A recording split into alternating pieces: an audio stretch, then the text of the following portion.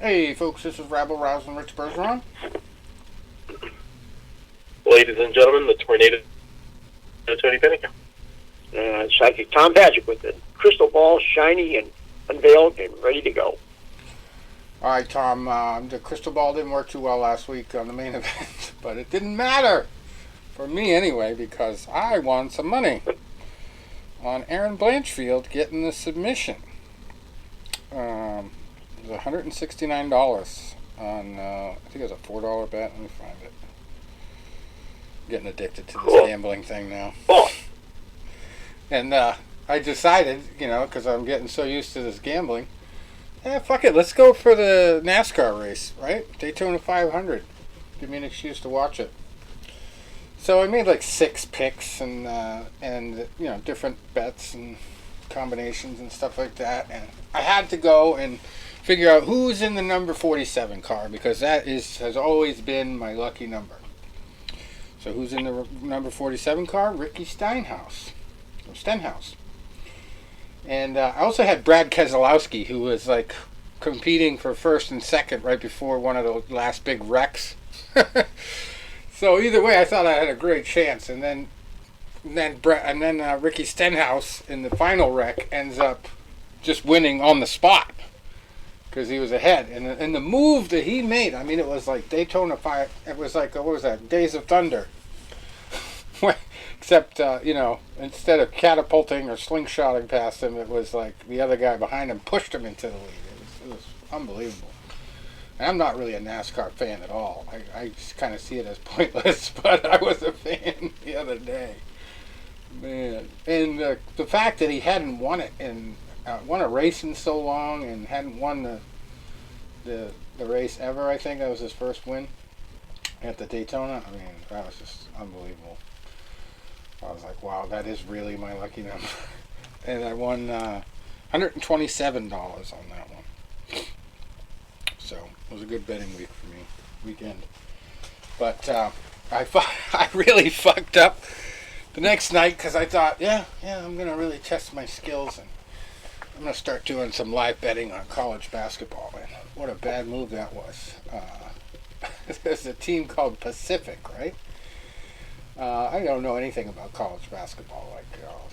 I watched a little bit when I was in college, but I just really don't know enough about it to be betting on it. So, what does stupid old me do? I see Pacific is up by a good amount of points, so I put $80 down. Biggest bet I've ever made on DraftKings. And guess what happens? The last fucking minute of the game, the other team goes up 90 to 88, wins. Oh my god, that was the dumbest thing I've ever done. So it's been small bets ever since. Haven't got any big wins since the weekend, but haven't spent a lot either. So we're doing it in moderation. If I lose another bet like that, I'm gonna have to go to Gamblers Anonymous. The funny thing is, though, I watched this documentary on Showtime called Action. And it's just all about right after the Supreme Court legalized sports betting. So it was primarily based in Vegas. They really didn't have a lot of other venues except New Jersey. There was a little bit about New Jersey because they did legalize it before the Supreme Court went ahead and did it across the country. So basically, in the Action movie, they show all these people that are like big gamblers. Well known, they spend a shit ton of money, they go to the casinos in person, and they all tell their life stories pretty much. And to a T, every single guy that they showed, I think except one guy, the one guy that doesn't even watch the football games but bets on them. And he has like a consultant he works with and everything like that. So he doesn't have to watch anything. He doesn't have to do any of the analysis. He just is the money man. But everybody else got so bad with the gambling that they went into debt. They had to go to Gamblers Anonymous. And the best story was this guy, Vegas Dave, right? I gotta tell this story because it's so funny. Vegas Dave makes a killing. Not just betting, but this is combat sports related too. I'll get to that. But he doesn't just make it betting. He also sells the picks. Like these are guaranteed. Def must win.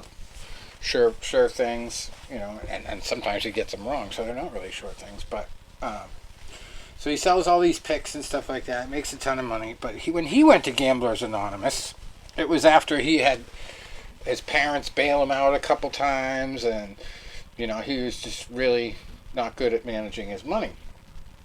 So one of the last days he was at Gamblers Anonymous, they wanted him to release these balloons, like it was them letting go of their gambling habit. And he walked out. He said, "Fuck this! I'm not doing that."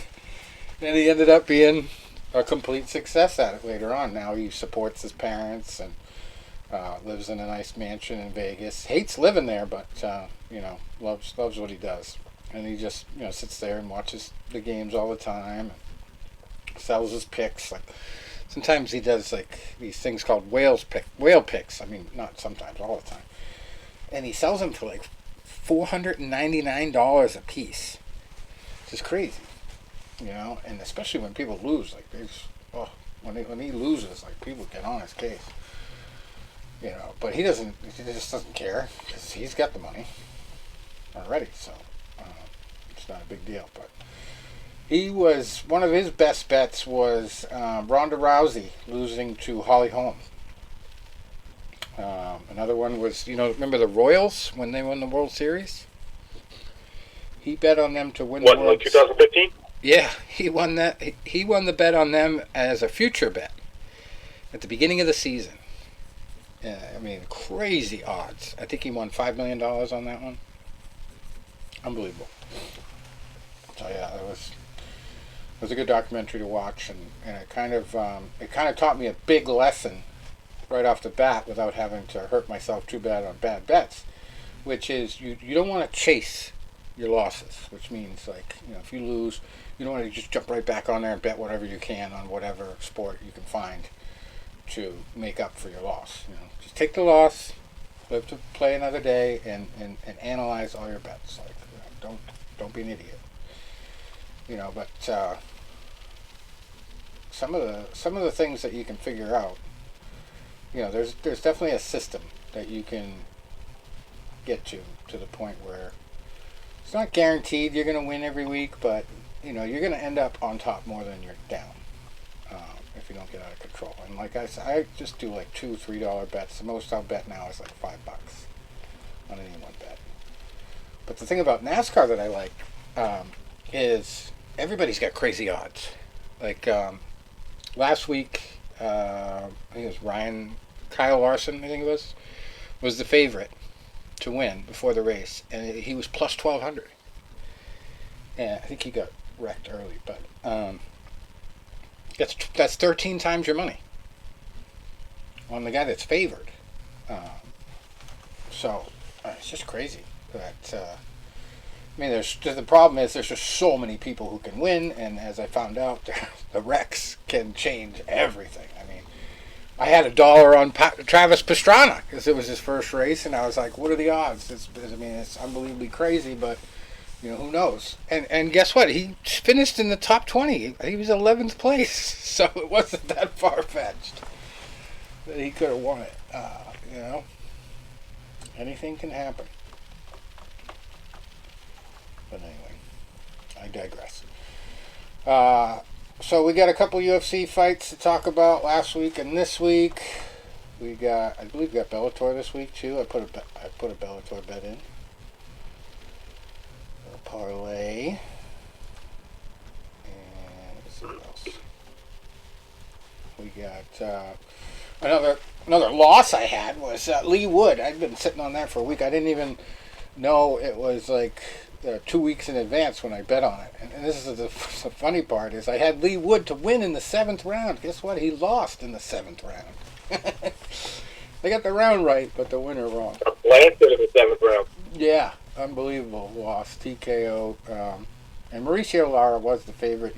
It's kind of pointless to bet on like just the win or loss on a favorite because you're not going to win anything usually. Unless you bet a lot of money. So anyway, Lee Wood lost, and falls to 26-3. Mauricio Lara improves to 26-2-1. And that was for the WBA World Featherweight title.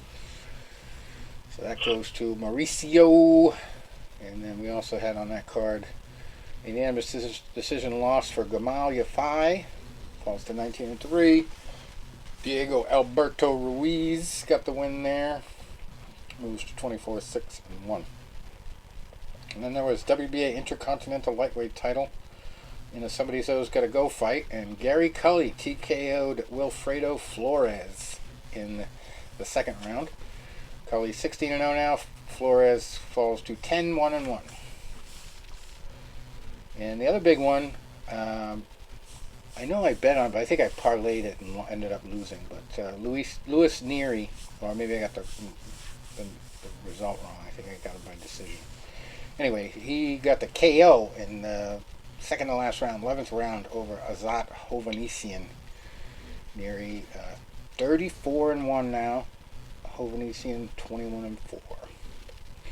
And we talked about this one last week. I love this guy's name. Greg Outlaw got the win. 11-1 was his record going in, so he gets his 12th win. And Willie Shaw lost the decision there. 14-5, his record now. Let's see what else we had going on. Not much else. Oh, on Friday we had one too. Ardreal Holmes Jr. I lost on this one too. 12-0, fighting Ismail Villarreal, who was 12-0 going in. That was a split decision win for Holmes Jr. And I watched this one actually on Showbox. I couldn't believe it was a split decision. Yeah, right?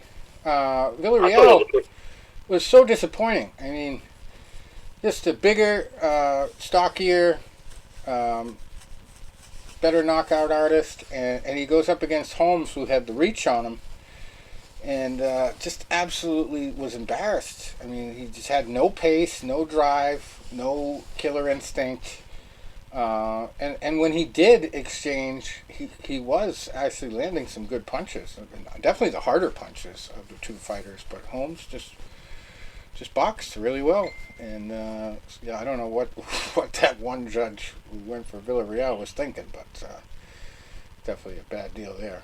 And I ended up winning on Scobie, getting the TKO. That was just a single bet. I did win a few bucks on that over John Manuel. They were both undefeated. Yeah, he blasted him out pretty good, man. I mean, he was hitting that boy with some shots, and then finally, I thought they could have stopped it even a knockdown or two prior. Then that final body shot was like, boom, good night. Yeah. And then the other one on that card worth mentioning, Edward Vasquez getting a split decision as well. 13-1 was his record going in, 14 wins now. Messiah Lopez falls to 14-2. That was it. But yeah, it was a good card. Other than, screaming at the TV because Villarreal wasn't doing shit. I was happy with my Scobie win. Scobie, they call them both. I don't know what the real pronunciation is. But there's only one O, so I was calling him Scobie. And then for the upcoming schedule here, we got a Jesus fight right away in Colombia, of all places, on tomorrow night for a couple titles. Jesus Escalera, 7-0, fighting Yanni Molina, who's 10-4-1 for the Universal Boxing Organization Intercontinental Heavyweight title. I bet that's hard to fit on the belt. Spell it all out. Also the WBC Feker Box Heavyweight title, which is, these both are vacant right now. So big win for Jesus, hopefully. And on the very next card here in Puerto Rico, we got an Angel fight of the week. Angel Cruz Johnson, also undefeated, 9-0, fighting Rafael Maria de Dios, who is 10-1. That one's for the WBA Fede Caribe Super Welterweight title. You gotta do a ratings thing to get just the big fights instead of the whole cards.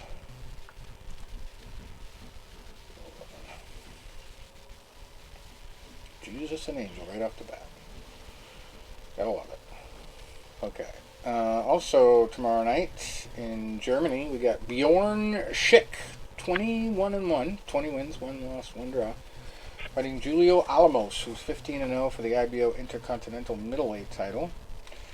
And we got Espinosa Olija, 16-0, fighting Rafael Amaryllis Ortiz, 16-4-1 for the WBO Intercontinental Middleweight title.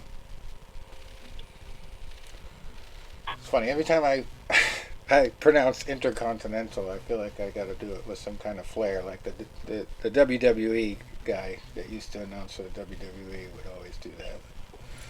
Intercontinental. It was back when I used to watch it a lot when Ultimate Warrior was the Intercontinental champion. Now he's fucking. Yes, he was. Long time ago. I'm dating myself, I guess. All right. Saturday, we've got a big female fight in Denmark. It's really the only place you see a lot of female fights headlining. And it's Dina Thorsland, undefeated at 18-0, fighting Deborah Anahi Lopez, who is 20 wins, 1 loss, 1 draw for the WBO World Bantamweight title. And then, that's not really a co-main event, but then the only other 2-star fight on the card, we've got Ditlev Rossing, 15-0, fighting Victor Trush, who is 7-2 at cruiserweight.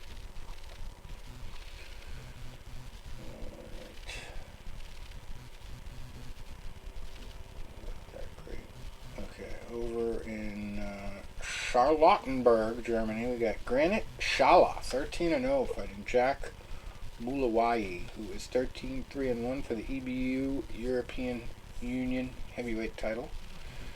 And Alejandro Davila, 23-4-2, fighting Haro Matebosyan, who's 16-0 for what?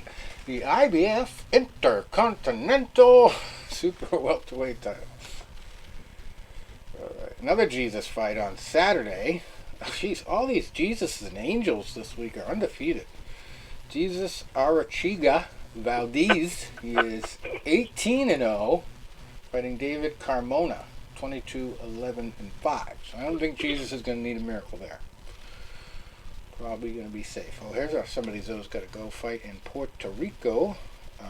Reggie Suganov, who is 12-0, fighting Mark Vaselis, 17-0-1 at light flyweight. No title on the line there. No title, okay. What that one? WBC Asian Boxing Council Super Bantamweight title on the line between John Gemino, 23-15-1, and 19-0-1 Satana Luangfong. Never heard of him, but he's undefeated. And then we go back to the U.S. Orlando, Florida. We got CBS Sports Network fight here on Saturday. Nestor Bravo coming in at 21-0, fighting Jair Valtierra, who is 16-2. That was a super lightweight fight. Antonio Vargas also on the card, 15-1, fighting Michelle Banquez, 20-2 at bantamweight. Adrian Pinheiro, 10-0, fighting Isaiah Thompson, 7-2-1 at cruiserweight. And that's the biggest fight so far on Saturday until we get to Showtime. We got Jesus fight of the week. We got Angel fight of the week. What else we got? An Elvis fight of the week. Elvis Rodriguez, 13-1-1. King. Tony's a big fan. Right. Fighting Joseph Adorno, 17-1-2. The main event there is Subriel Matthias. He is 18-1, fighting Jeremias Ponce, who is 30-0. That seems like a mismatch on paper, but that's for a vacant IBF World Super Lightweight title. I don't know much about Ponce. The only Ponce I've ever heard of spelled that way is Ponce de Leon, the guy who was looking for the Fountain of Youth. Obviously didn't find it because he's dead. Jamal James also on the card, 27-2, fighting Alberto Palmetta, who's 18-1. It's a great card. like it's very well matched. And then Kudratilo Abdukakarov, 18-1, fighting V. Sean Owens, who is 13-3. And Derek Jackson, 10-0, fighting Willie Jones, 8-2 at welterweight. Those are both welterweight fights, the last two. Actually, the last three. Alright. And we go to Sunday now in the Philippines. Judy Flores against Jonathan Takoning. That's got to be a crazy name for a guy. That's like a boy named Sue. Judy Flores, 11-1. Unless Jonathan is a girl, I don't know. Maybe that's crazy. Could be the case. Jonathan Takoning, 29-6-1, super flyweights. And then Jervin Mama, M-A-M-A. That's a good name. 12-2-1, fighting Ruben Dadivas. Oh, that's funny. Mama versus Dada. Dadivas, D-A-D-I-V-A-S. He's 9-2 at flyweight. And we got WBC World Cruiserweight title on the line on Sunday in, looks like Dubai. Ilunga Jr. Makabu, who's 29-2, fighting Badu Jack, who's 27-3-3 for the WBC World Cruiserweight title. Is the Jake Paul fight in Dubai? Badu Jack is one of the rare fighters that actually has his nickname after his name. You know, sometimes you have Tony the Tornado, or for me, the Tornado, Tony Pennecow. Mine would be like, if I was like that, I'd be like Tony Pennecow the Tornado, because he's Badu Jack the Ripper. You never see that. Yeah. Well, I mean, how are you gonna rhyme with Badu? Like, how are you gonna come up with him? I know. It's tough. Badu. There's nothing really that goes with that. So then we get into March. Wednesday before the show next week, we got somebody's always got to go fight in Thailand.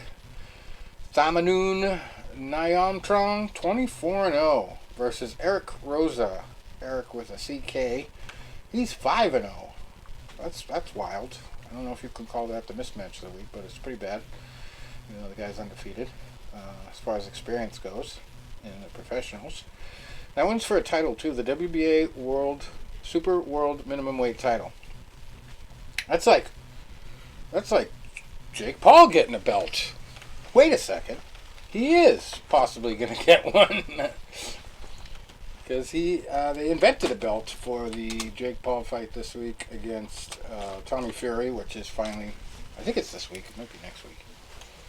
Let me look it up here. This weekend. It's Saturday, yeah. And Paul is a slight favorite, I guess. Yeah. Wow. And Timothy Bradley was talking on ESPN about this fight, and he actually said that he thinks he's going to win. He thinks he has a really good boxing acumen, and he's figuring stuff out, and he should be ranked after this if he wins. Fury would have to be on suicide watch if he loses that. Fury, my God, can you imagine? Oh yeah, well his father, Huey Fury, I think he's done. Or no, that's the brother. His father, John Fury, I think his name is. He said he's going to be disowned from the family, basically, if he loses his fight. So. Yeah. I mean, his life's on the line. Yeah, Tommy's 8-0. He does have a lot of kind of bums on his early record, but the last guy he beat was 10-1. And granted, it was in Wembley Stadium. But yeah, this one's going to be at the same place as that Badu Jack fight in Dubai. And yeah, I've been talking about that too, because remember, the Fury brothers have that connection to Daniel Kinahan, who's probably going to be at this fight. You know, if I was the FBI, and if they were listening to my show, I'll tell you right away, you guys should be watching this fight. You should have somebody at the arena to figure out which box Kinahan's going to be in, because I don't see him missing this fight. Even if he's not at the venue, he's probably going to be close by, because he used to put all his fights on in either Saudi Arabia or Dubai. So I think that's where he's hiding out. Anyway, Yeah, Jake Paul has also been looking past Tommy Fury a little bit, and I just found this out on Facebook the other day. I saw a post from none other than Carl Froch, who supposedly has been challenged by Jake Paul, and he basically said, wait till you get past Tommy Fury, and then we'll talk, but he's not going to fight. The condition was, which I don't know why Jake Paul thinks he can give him the condition when he shouldn't even get that fight, because it's way out of his league. But he gave him the condition that he's got to fight Anderson Silva first on the undercard of one of his fights. And Carl Froch is like, way out of Anderson Silva's league too, obviously. So why would he do that? Just doesn't make any sense. Anyway, so Tommy's got 8 wins, 4 knockouts. Jake's got 6 wins, none of them against pure boxers, not one. So this will be sort of a test for him. But like I said, Tommy's record before the 10-1 fight he had last April, he has not really fought many people with a winning record. The only guy he fought with a winning record before that was 2-0 Jordan Grant, and he won on points in 4 rounds. And this, actually, it's supposed to be 10 rounds, but it says here it's 8 on BoxRec. But I'm pretty sure it's supposed to be 10. And this would be his first 10-round fight, because the last fight was a 6-rounder. And the guys he's knocked out, 0-9, 0-11, 2-26, and 0-26. And then there was his debut against a guy who was 102 and 3, 102 losses, and he couldn't even knock that guy out. Obviously that guy's got a lot of experience. So, I mean, obviously this is a reason why Jake Paul took this fight, or wanted this fight, because he probably looked at the record and was like, well, this guy's just losing to bums, so I'm a bum. I mean, winning against bums. I'm slightly better than a bum, he's probably thinking. So, yeah, Jake's got a great shot of winning this, but I only attribute that to his trainer, BJ Flores. Because from his debut until now, he has, I mean, I'll admit it, he's definitely improved quite a bit. He looked pretty decent against Anderson Silva, but, Anderson Silva is ancient in combat sports, in the world of combat sports.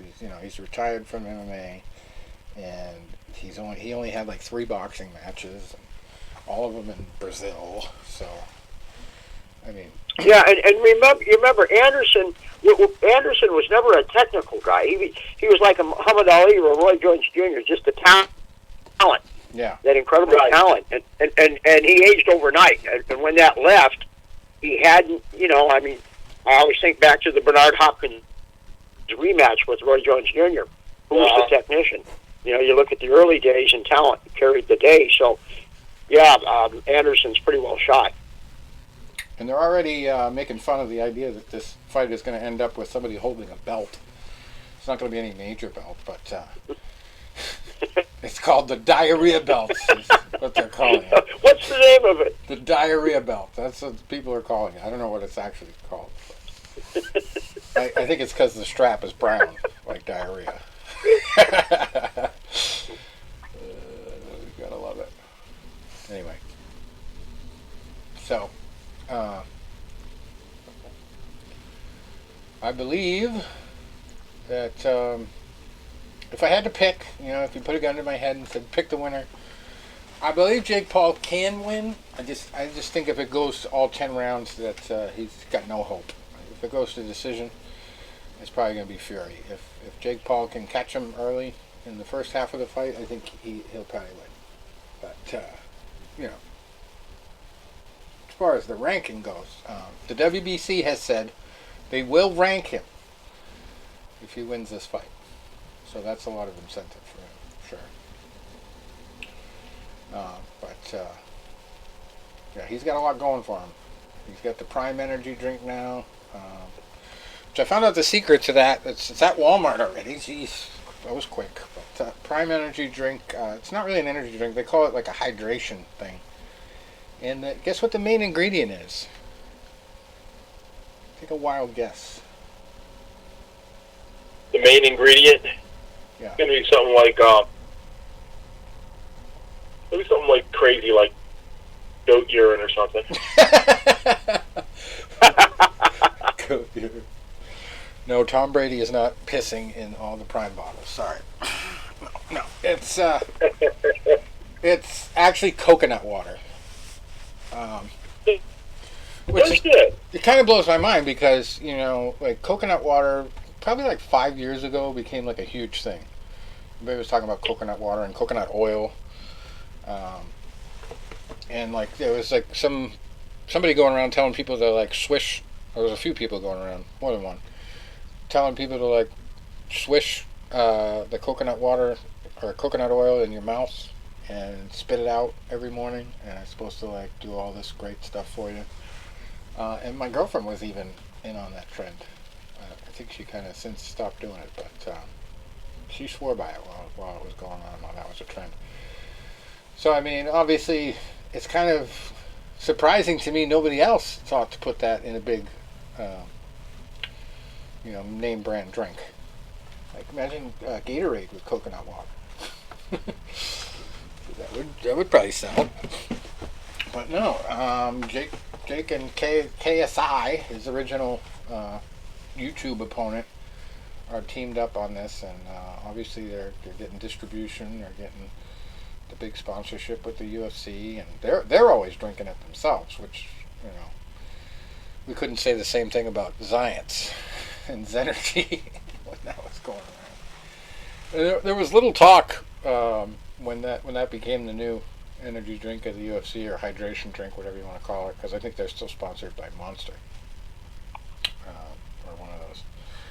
But anyway, there was little talk about Zions, which I thought would come out of the woodwork again because of this deal. But there's a rule with the Nevada Athletic Commission now, Nevada State Athletic Commission, where this was years and years and years ago, where they outlawed drinking anything in the cage or ring that was not water. So this actually, there was, I think right after that rule, there was a bunch of fighters who were sponsored by Zions, and they were holding Zions cans after their fights, and they pretended to drink it, but they were empty cans, And I think in at least one case, the can was closed, so the fans were going nuts, and they were like, these guys don't even like it. They're not even really drinking it. And back when I first started the Zion story, there was one guy who coached Chuck Liddell, who was their first and the first $1 million sponsor of any company that was sponsoring the UFC. Maybe the only. I don't think anybody else has gotten. Well, maybe since then it's changed, but the trainer for Chuck Liddell told me a bunch of juicy stories about Chuck and his social life, which we won't get into. But he also said, Chuck has not even had a spoonful of any of the science supplements. He doesn't use it at all. Doesn't like it, and so that's the big running joke that they gave him $1 million and he doesn't even use the product. But at that time there was some scandal going on about the packaging. It was one of the main lawsuits that we broke the story with, because there was some company that was packaging the product for them that was allegedly not putting in what they were supposed to put in, and then it came out that Zions told them to short it of certain ingredients and put other stuff in, so it was on them. So I think it was a matter of, it was costing too much, and Zions was like, well, you're not putting in what's on the ingredient label. And I was like, well, that's because you told us to put in that. So then there was a lawsuit. Anyway. So, we got to talk about last week, UFC. Erin Blanchfield pulled off quite the upset, and we found out during the week that Jessica Andrade had a little bit of an excuse. It shouldn't bother me, because Here's a little betting tip too.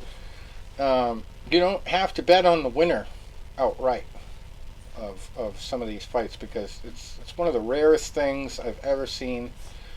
And I just kind of stumbled across it, but there's a way you can bet on something called an alternate double chance outcome.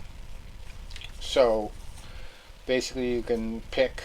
It has to be different. Like one fighter can win by one way, but the other fighter could win by another way. So, and for example, the bet that won for me was a combination of bets. It was a parlay bet, but the main one was either Jessica Andrade by knockout or Erin Blanchfield by submission. And of course, if you look at their records, and I do this analysis every week on the fights where usually it was for FanDuel or, something like a fantasy lineup, but this week it was for betting. So I drew it out, and, I pretty much figured if Erin Blanchfield was going to win this, it was going to be by submission, and then everybody was picking Jessica Andrade by KO after Lauren Murphy went all 5 rounds. I didn't think Jessica was going to try to do that with Erin Blanchfield, or Erin Blanchfield would make it 5 rounds. And she didn't look like she was going to if she didn't get that submission. But, there was another option, too, of Jessica Andrade by decision or Erin Blanchfield by submission. So I had both of those on different parlays, but parlay that one was Jessica Andrade by KO or Erin Blanchfield by decision. By submission. And she got the rear naked choke in the second round, 1 minute and 37 seconds in. So that bet paid off. And Erin Blanchfield actually, I didn't see it during the fight, but she actually took advantage of what they're calling a wardrobe malfunction, because Jessica's titty fell out. Basically, I don't know how it happened. They wear such tight tops, but she went to go fix it and pull her shirt down, and then Erin Blanchfield took her down. And it's not like she's got huge ones. The whole crowd was going to be getting a nice show. It wasn't that bad, but Jessica Andrade didn't even try to say that's why she lost the fight, but she did, feel like she needed to explain herself on that.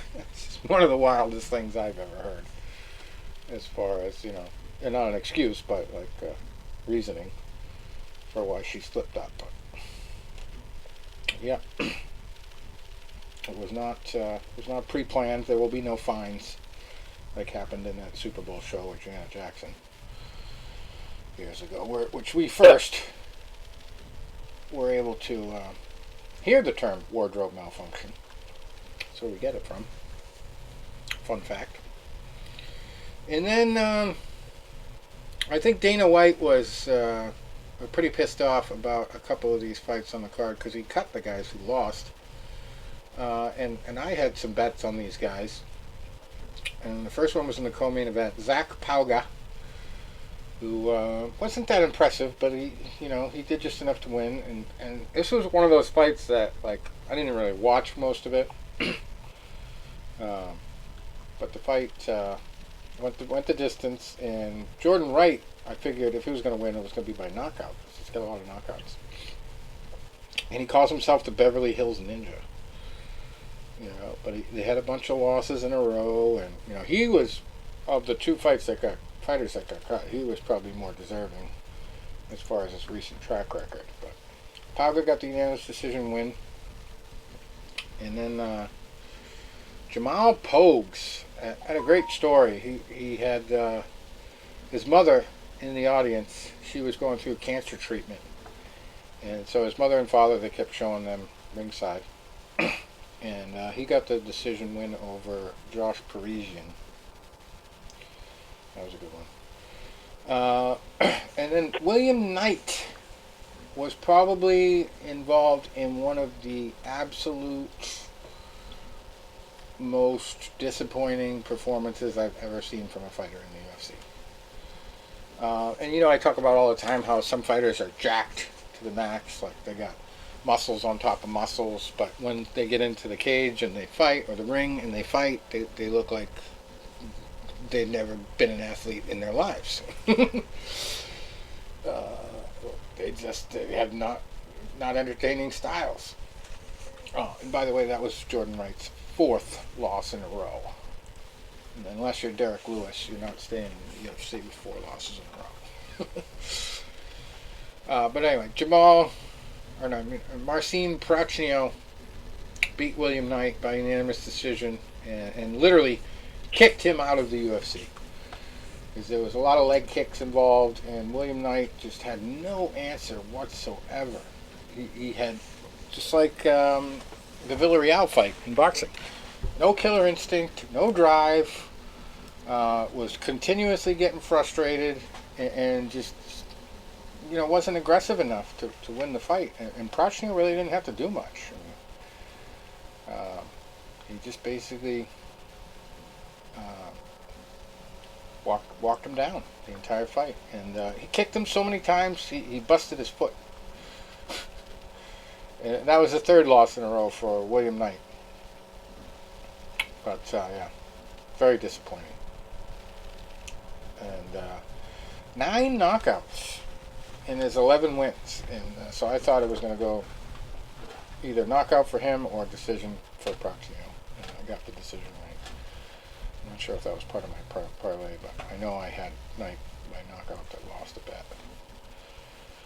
And then Alexander Hernandez against Jim Miller. I did get that one on the parlay too. Oh no, this is what the parlay was. It was Aaron Blanchfield by submission or Jessica Andrade by TKO, and then I had Jim Miller by submission or Alexander Hernandez by decision. Because I went and searched the internet for this one, just because I love Jim Miller. And his nickname is the A-10. Jim A-10 Miller, one of my favorite planes, even though it's not in the Air Force. It's Army Corps of Engineers who flies them.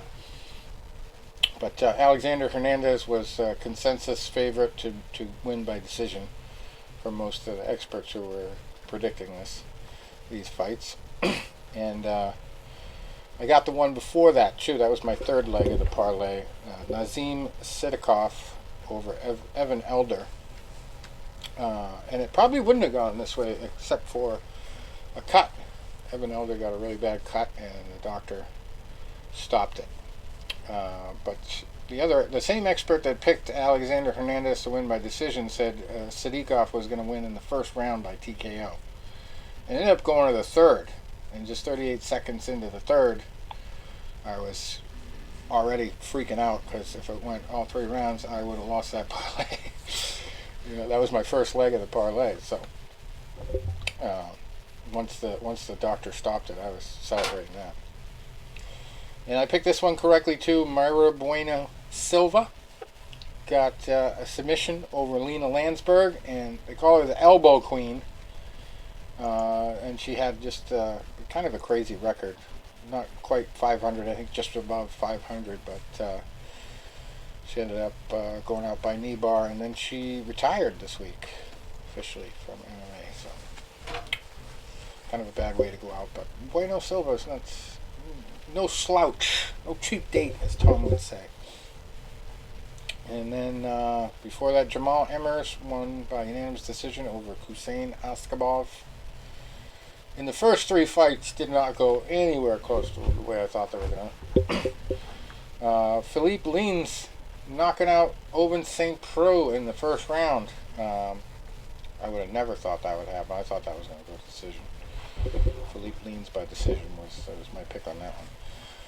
But Oven's OSP, as they call him, just obviously did not look that good.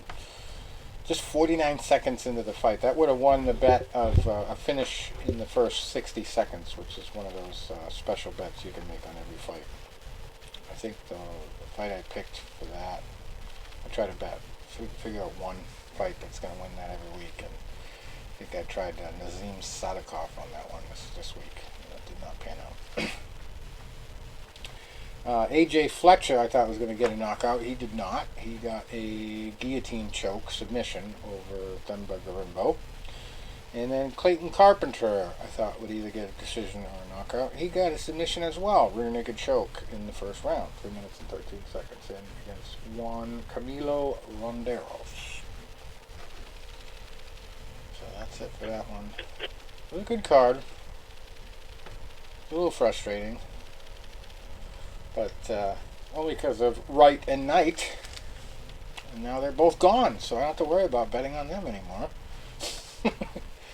But Jim Miller came out today and he said he wants to go 45 fights. I mean, this was his 41st, and he wants his 45th fight to be at UFC 300.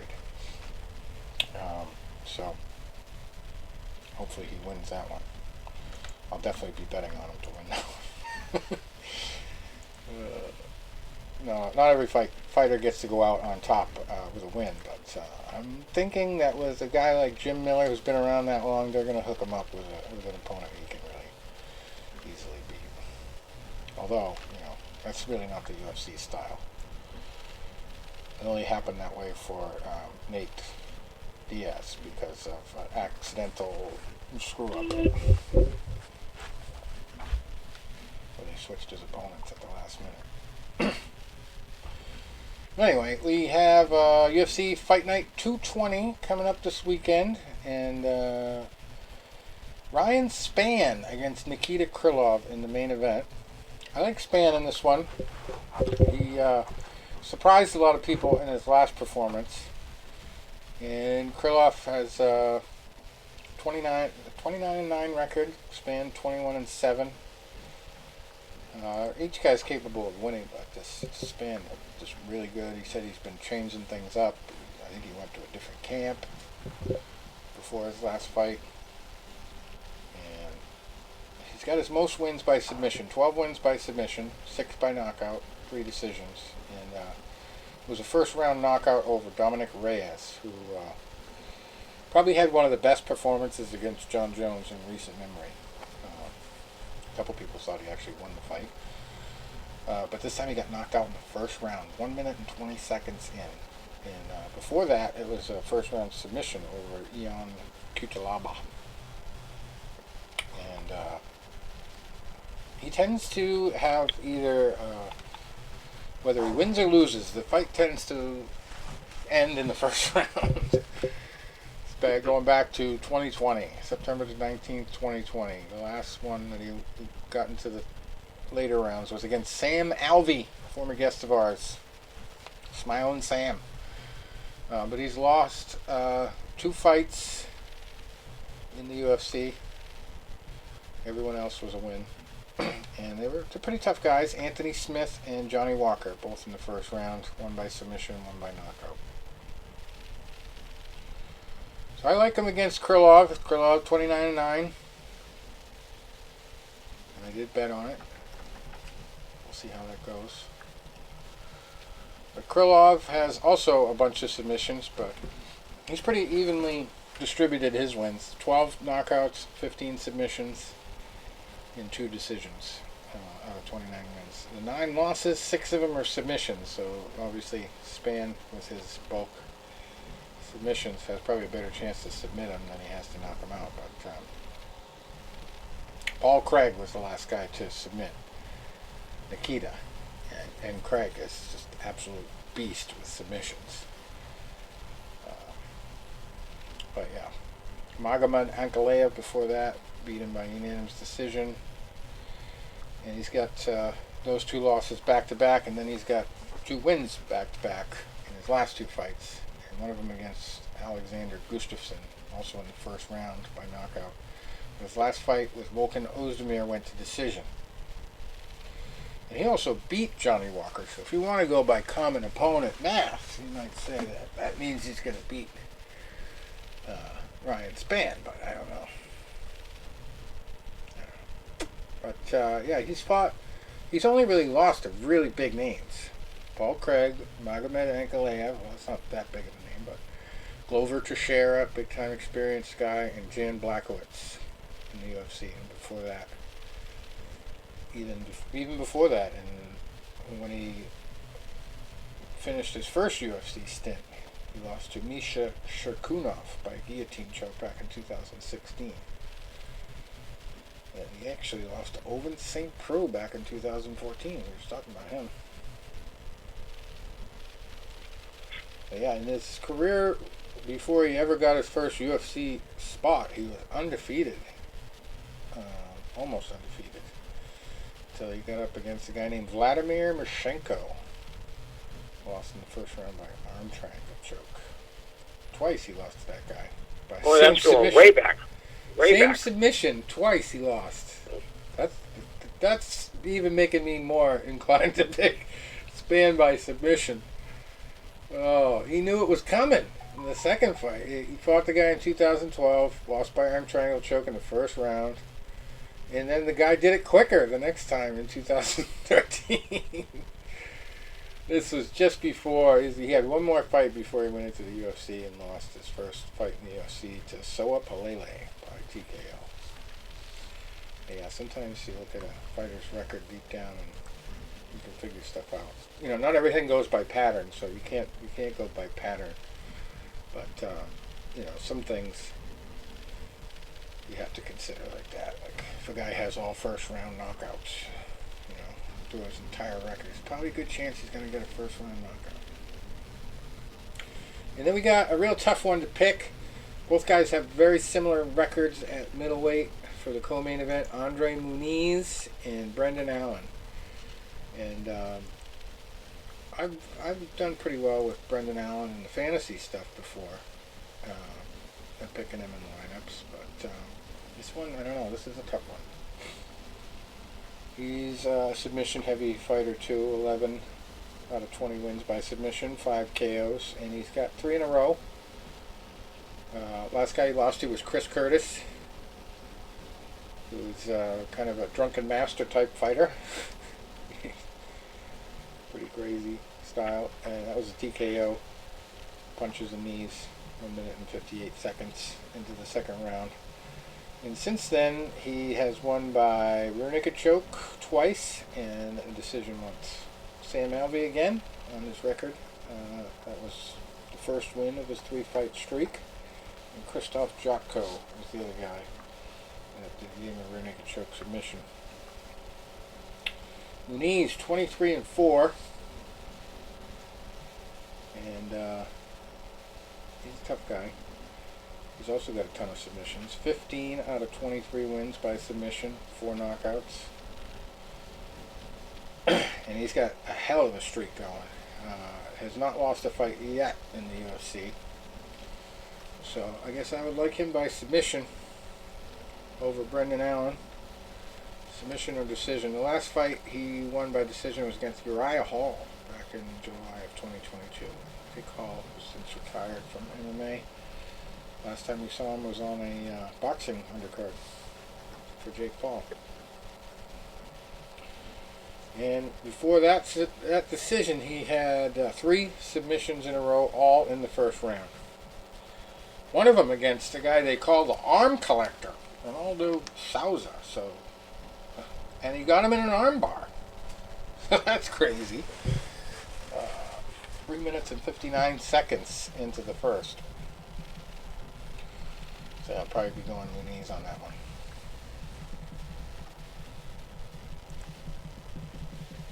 It's a good fight,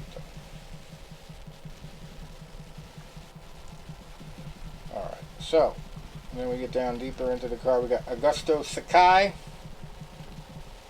15-5-1 at heavyweight, fighting Dontel Mays, who's 9-4. I like Sakai there. We got Tatiana Suarez. She is 8-0, fighting Montana De La Rosa, who's 12-7-1. I like Suarez in that one to stay undefeated. Mike Malott, 8-1-1 at welterweight, fighting Johan Lainez, 9-1-1. No, 9-1. All right, that's welterweight fight. Definitely like Lainez on that one, but I think I've got picks for both guys. And then Trevor Peak, 7-0 at lightweight, fighting Eric Gonzalez, 14-7. And then Jasmine Jusa Devicius, 7-2 at flyweight, fighting Gabriela Fernandez Hermogenes, who is 8-1 at flyweight. Jordan Levitt, 10-2 at lightweight, fighting Victor Martinez, 13-4. And we got Odie Osborne, 11-5, fighting Charles Johnson, 13-3 at a 130-pound catchweight. And in my first week of betting on UFC, I really blew the fight with Charles Johnson. I think I bet every possibility on the fighter parlays where you can bet like the decision or the victory type and the round that it happens in. And the only thing I didn't pick was first round knockout for Charles Johnson. And guess what happened? He got the first round knockout. So definitely going to be picking him. I just don't know how. I'm definitely not going to be choosing a round. I figured that out. That's a lot harder to do. There's even like a bet. You don't even have to pick who wins. Like you can just pick the fight to go to the distance. So, the odds are good on a lot of those this week. So I'm mixing those in. Charles Johnson, I think he's going to win this one. Joe Solecki also on the card. The third fight of the night, 12-3, fighting Carl Deaton, who is a little bit more experienced, but he's never fought in the UFC. 17-5. Joe Solecki's got a few big UFC wins. I like him in this one, lightweight. And then Rafael Alves, he is 20-11 at lightweight, fighting Nurullo Aliyev, who is 8-0. And I like Alves in that one. He has a lot more big fight experience. And then a couple 7-2 fighters, Haley Cowan and Aylin Perez. That's pretty much a toss-up. Bantamweight. I don't think I put any bets on that one. I don't like the toss-ups. And as the guy Goldberg, remember him? You would probably say their records are virtually identical. I used to say that all the time. About people's reach and stuff like that. Alright, so then we got Bellator 291 going on. Amasov versus Storley 2. I put one little parlay together on that one the other day.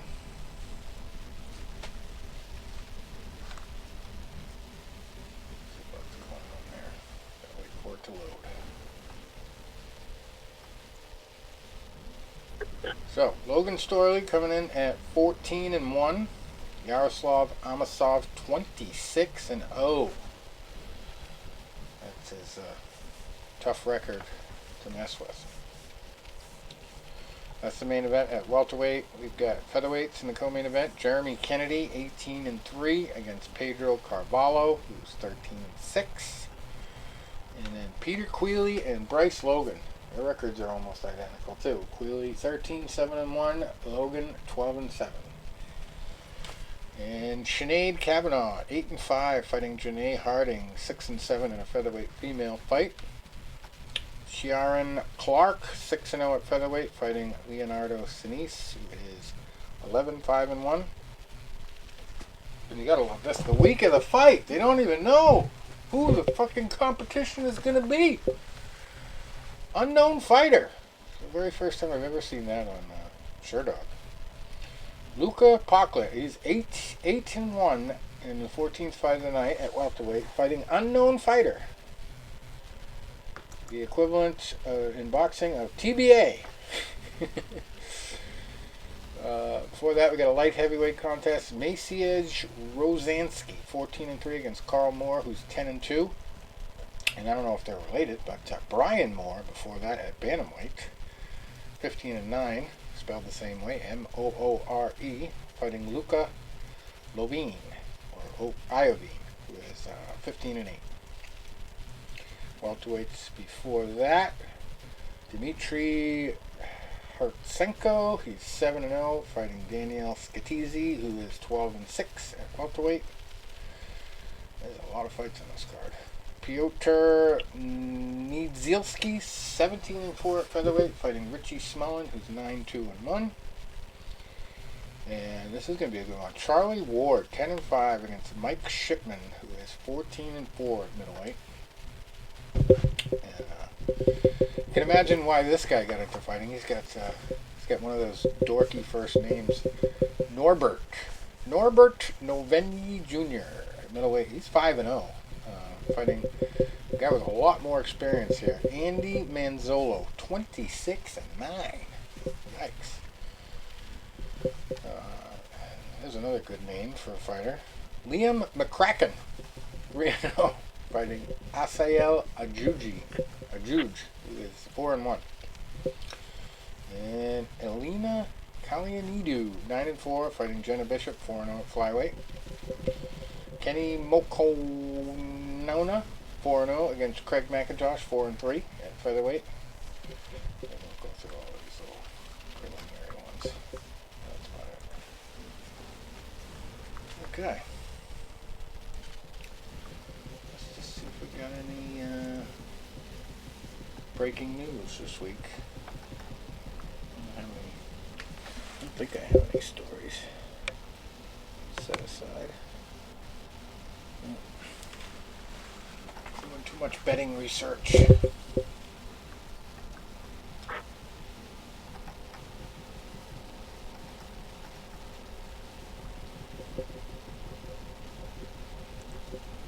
UFC Fight Night. Let's talk about that.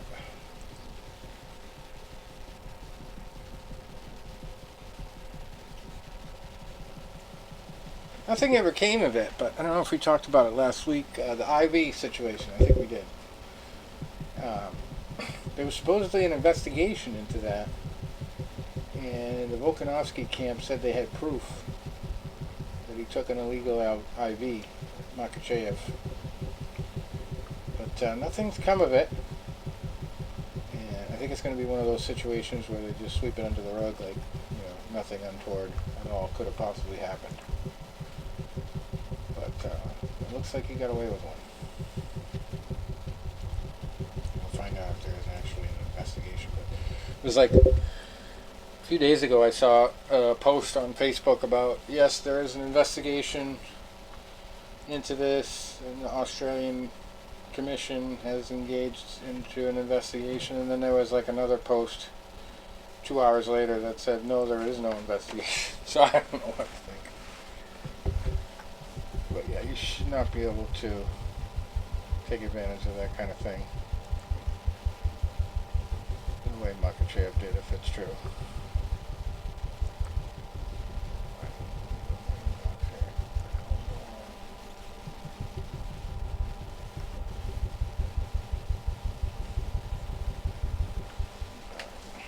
I guess I gotta go to the phone for this.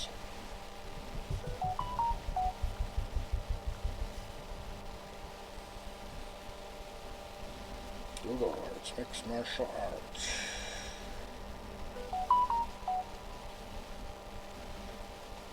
Oh geez, I guess let's talk about hydration.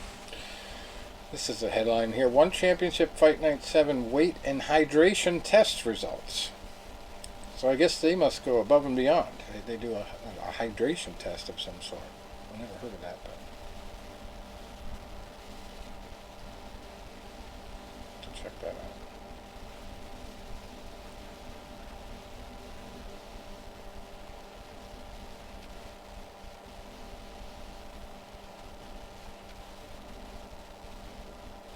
Oh, here's a news item. I forgot about this one. Conor McGregor already making waves on the Tough show, The Ultimate Fighter. So we all talked about this last week, where Michael Chandler has been matched up as a coach with Conor McGregor, and obviously they're going to fight. That's how they do it in the Tough series. Coaches fight at the end. But basically, Conor McGregor came in and changed the rules up. Usually, you take your team, you get to pick your team, and that's it. Conor McGregor started firing people like he was Donald Trump. You're fired. He thought it was a different reality show. And he threw 3 guys off of his team, at least 3 guys, and brought in his own people. I didn't even know you could do that, but apparently he makes his own rules, Maybe it's because his Proper 12 is a big sponsor of the UFC, and he's worth too much money to argue with him. But yeah, that was pretty crazy. I was very surprised by that, and a lot of people are giving him shit, but nobody's saying that you can't do that. Don't know. Don't know what the deal is with that. Oh, this is a big one. We talked a little bit about this last week. I had not even heard of this story. But of all things, to cause a positive drug test, you would never think eggs. You eat too many eggs.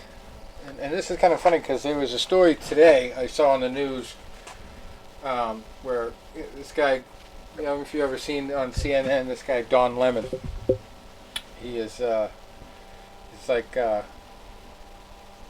there's a couple of gay guys on CNN. One of them's Anderson Cooper, and he was in the closet forever. But Don Lemon has been pretty open about it, and he was talking about this the candidate that used to be good friends with Trump. I think he still is friends with Trump, but she went out and announced her candidacy for president and gave this big speech and talked about how we should do intelligence testing or competence testing on every politician over 75 years old or something. And so Don Lemon took issue with that, I guess probably because he's getting close to that age or something. No, he's not that old. But he took issue with it, and he said something about basically she's not even in her prime, so she shouldn't be talking about that. So what ended up happening is they suspended him from the morning show because the co-host is Poppy Harlow. Her name is Poppy. So she took issue to that, and she's like, "What do you mean prime? Like, what are you talking about? When a woman?" And he's like, "Well, a woman is in her prime between the ages of 18 and 35 or something like that. She's not even in her prime." So today he made a joke about Poppy's name. And he basically was like, "Don't eat Poppy." And then he finished it up. Poppy seeds. That's what the military has told all members of the military, not to eat poppy seeds for fear of them popping positive on a drug test. I had heard about that before, but I always saw it as people joking, don't eat poppy I was told seeds. on Seinfeld. Yeah, but apparently it's a real thing. You can test positive. So the military has now come out and officially told all just all military personnel that they should avoid eating poppy seeds. So it's not an urban legend. It's actually true, apparently. But this is Connor Ben. We talked about this last week a little bit because I actually forwarded the story before I knew that he was contesting it, and it came out with a 300-page report. And I forwarded the story to our former guest there, Trisha Morrison, who was basically, still trying to prove that Tommy never even had HIV, which I'm still a little bit in doubt about, but not because I don't believe, all that she's done. She's obviously worked hard at it, and she's gotten a lot of evidence that it wasn't really, a foolproof test. But the bottom line is, whether he did have it or not, there are chances for false positives, and it's a big case for that. There's definitely a situation here where you could show that testing is flawed. Even the COVID testing, when that first came out, the same company that tested Tommy back in those days was talking about the results are 50% reliable. And I don't even know if it's even improved that much since then. But if even a modern day test can only be 50% reliable, you can imagine back in the very early days of HIV and AIDS how a test could be false positive. But the thing that stuck out with me was the judge ruled in one of his rulings that there were multiple other tests that came out. So I was surprised by that because we never got that information from Trisha. She was just concerned about the one that got him booted out of boxing, which was the first one. So my theory is not that he never had it; it's that if he did have it, he might have been able to get it down to undetectable with natural treatments or whatever he was doing. Because even today, all the commercials on the HIV treatments, they say, you can be undetectable with this medication. So I just I'm being like a realist and analyzing the situation like a reporter, and I love what she's doing. I love that she's trying to get to the bottom of it and try to clear his name. And I agree with everything that she's done. It's just that I'm not going to go all the way and say absolutely there's no doubt about it that he never had AIDS, never had HIV.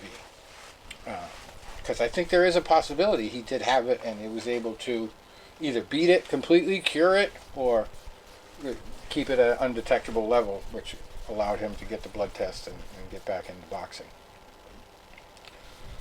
So, yeah. I love what she does. I love her story, that she fought so hard to clear his name. But I just can't get that out of my head that, there's a possibility. There's a possibility that, he figured out before anybody else, or any of the pharmaceuticals, that was going to be how it is. Wow. Just realized the freaking Celtics game went into overtime. 142 points for the Celtics. Connor Benn, digressing. 21-0 with 14 knockouts. He was set to fight Chris Eubank Jr. in October, but the event was scrapped after the British Board of Boxing Control refused to sanction the fight following his positive test for the fertility drug often used to boost testosterone levels and burn fat. Of course, Conor maintained his innocence, and his suspension has now been lifted. But it's weird because he's still unable to compete in the UK because the BBBFC has banned him. They have not been party to the review conducted by the WBC, and they have not been provided with sight of any evidence submitted on Mr. Benn's behalf, they said. He said the WBC is a sanctioning body, not a governing body. So obviously, I'm sure if they share the results, he's going to, win them over. But Ben said, we have never cut corners or cheated the grind in any way. It's been really hard for me to accept that people think I would do what I was accused of.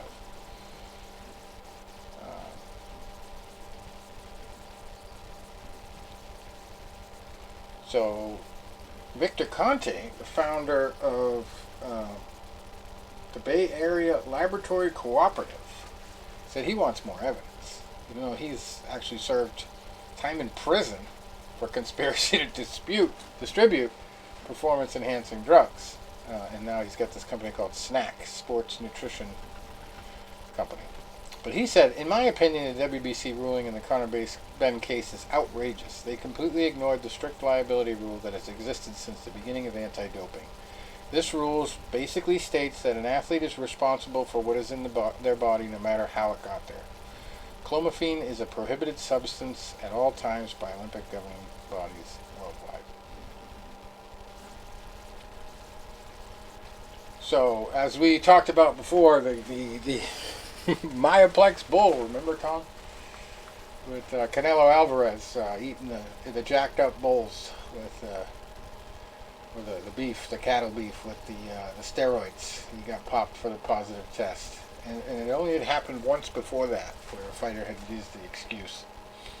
But it didn't matter that he didn't intend to eat the meat that had the steroids in it. He did eat it, so he got busted.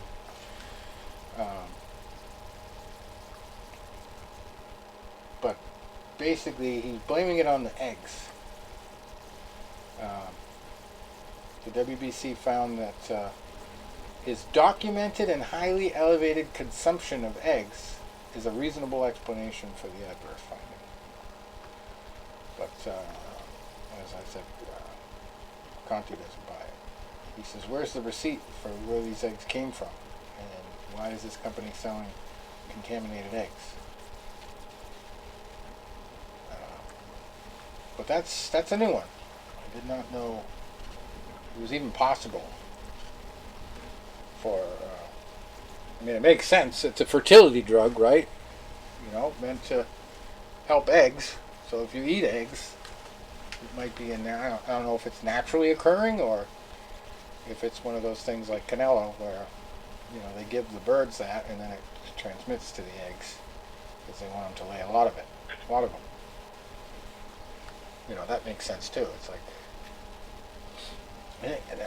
there's also a case where Manny Ramirez got popped for a drugs test over a fertility drug because it was designed to minimize the levels of other performance-enhancing drugs. So a lot of people were taking that as like a you know, insurance policy basically to keep themselves from getting tested for the other big drugs. So he was doing it to mask stuff, not to enhance anything. Anyway. Cleared of doping. Partially. For eggs. So if you're going to be in a professional boxing match, don't eat a dozen eggs before testing. No Rocky then. Yeah. I'll never forget the first time I saw somebody eat a raw egg. It was one of my early girlfriends. I was over her house and her dad gets up and cracks 2 eggs in a glass and just downs them. And I was just like, what the fuck? Who does that? Raw eggs. Ugh. I eat a lot of cooked ones though. Anyway. There's another story. Ryuta Murata intends to retire from boxing. Says Golovkin bout was his last fight.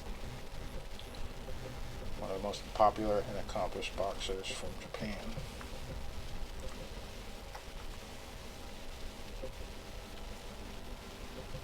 And apparently, Francis Ngannou is pretty close to arranging his first boxing match, although his demands are starting to circulate. Some people think they're a little bit unreasonable, but I think it's just, you know, he wants to have that big payday. That's why he left the UFC, so he's got to make it pay off.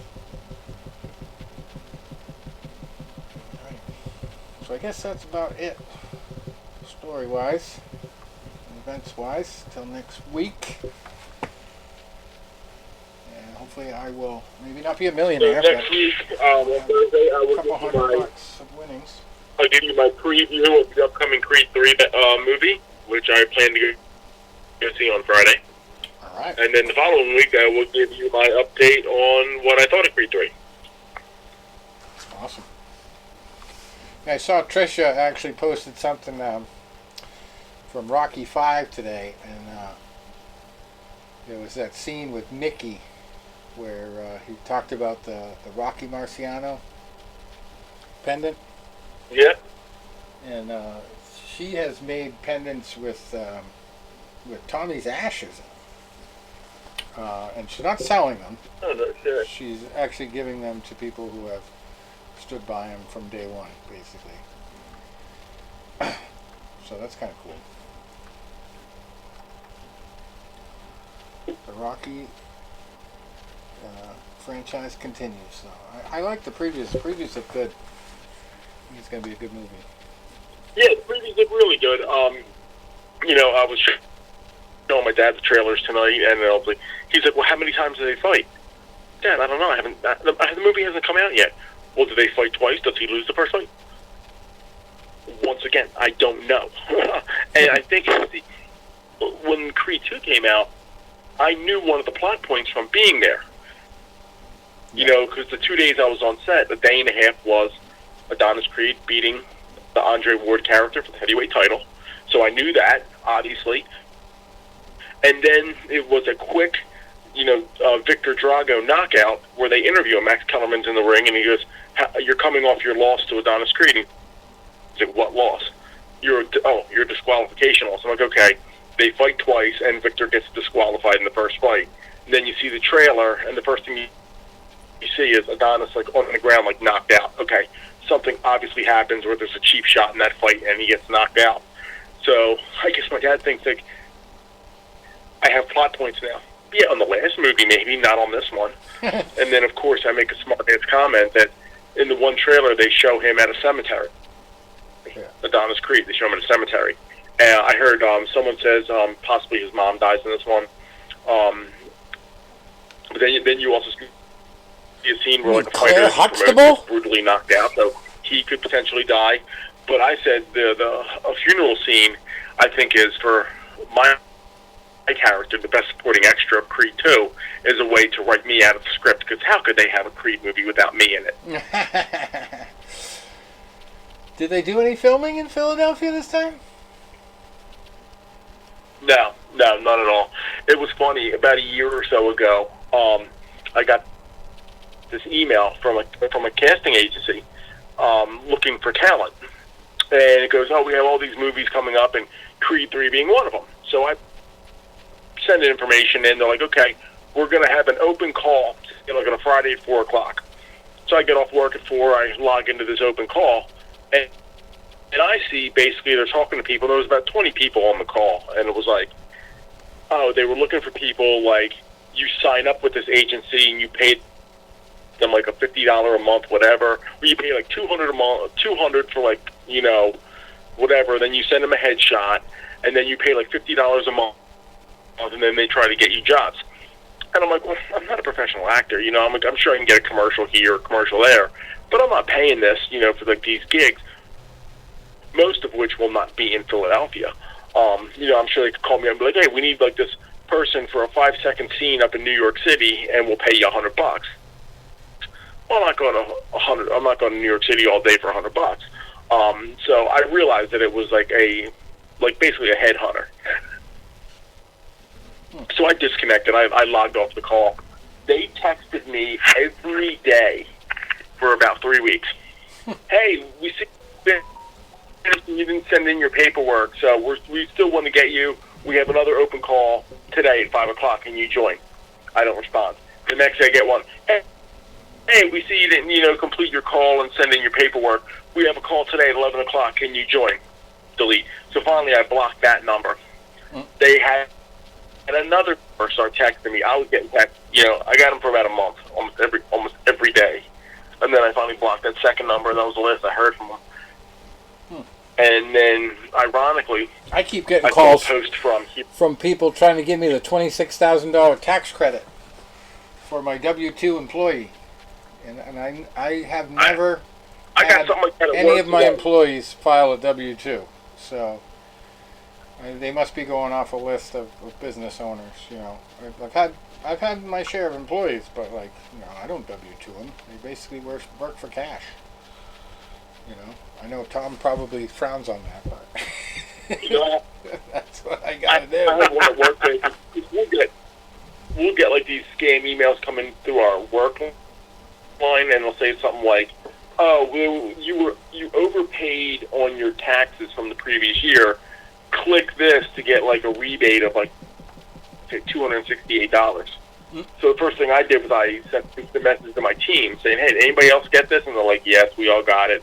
It's a scam. Like, don't click on it." So I just reported it, because if you click on it, and then they make you take like a course on, being careful on the emails you click on for a scam.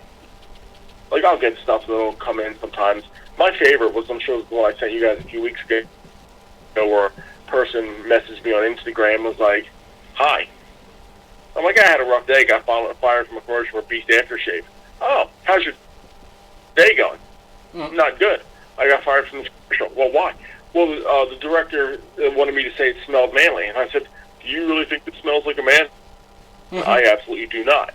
And I said, all these rock stars, "Oh, what do you do for a living?" I said, "Well, I run a boxing gym, and I own an Italian restaurant named after my late wife, Adrienne. She died of woman cancer." "Oh, really?" I said, "She used to give me pep talks on the beach, and, my manager, Nick, he thought I was a bomb.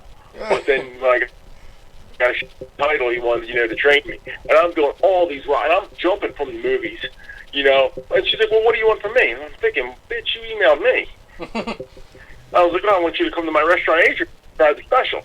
My brother-in-law, Paulie, didn't like it. He doesn't think Italian food made by Mexicans is very special. I'm saying all this shit. And then finally the person just, disconnected and stops me messaging me. Yeah. Yeah, I don't know if it's real or not, but I got, it looks pretty real. I got an email this week. That's why I put a little post out on Facebook this morning, I think it was, about our YouTube channel. And of all things, So that. I don't know why they chose me, but they want some content put out on YouTube channels about their magazine. It's called Black Ink. They sent me an email collaborating on a video. And I was like, I don't know if this is real, but they gave me like a username and password to log into their system. And they said they detached their media kit, which includes a pre-roll that you will need to show in your ad, a contract, and an account in our Black Ink catalog app. Now, the minimum tier of payment is for profiles with 1,000 subscribers, and it's $350 for the pre-roll. Instagram is for 1,000 subscribers. It's $200, and a Twitter post, which I can guarantee with DesignSucks.com profile, that's got 20,000 followers. The Twitter post for 1,000 subscribers, or no, 20,000 subscribers, is $100. Well, this is weird. It says 1,000 subscribers, it's 200. But 20,000, it's yeah, 20,000 is only 100. 50,000 is 2,500. Jeez, I gotta get busy. But yeah, I only have 600 something subscribers on YouTube. But yeah, that's definitely going to be something I'm going to look into. Hopefully it's real. But it's Black Ink, because it's all about African American culture. And I'm like, what about Fight News Unlimited screams African American culture? I don't know. Maybe they think I'm a black guy. I have no idea. Yeah. Well, that's crazy. They describe it as a magazine dedicated to black art, heritage, and cultural politics. A bridge between a physical magazine and a digital content. So, I don't know. We shall see. But they have... this is my lucky number here again, too. They have this section that says, learn more about partnering with us. We have a basic 47-second commercial that you can use in one of your YouTube channel videos or in a post on your social media. If for some reason this trailer of our movement doesn't work for you, you can find different options for a promotional video in our Black Ink catalog. So yeah, I'm going to check that out in my downtime tomorrow and see if it's for real. But yeah, if you're listening and you haven't subscribed to our Fight News Unlimited YouTube channel, go do it. We're actually at like 600 something, and the only thing I've been posting is these shows. I haven't posted anything as far as videos for self-produced videos for a long time. I think the last one I did was for IntelliFluence was a website I was signed up for, where they would send you products and stuff like that and pay you to promote them or give you a free product. And I did like a short video on like a brain health product or something. That's really the last thing I've done. So I gotta really take advantage of that, because obviously there's money to be made. Could be an influencer, for Christ's sake. I'm just sitting here doing nothing with it. 600 subscribers. I didn't even think I had that many. But people are watching our shows there. Not like a shitload of people, but people are actually watching. So yeah. Anyway, that's all for now. Already way into overtime. All right, guys. Good fights. You guys. I will enjoy them, especially if I win a lot of money. Wish me luck. All right. Till next week. Adios.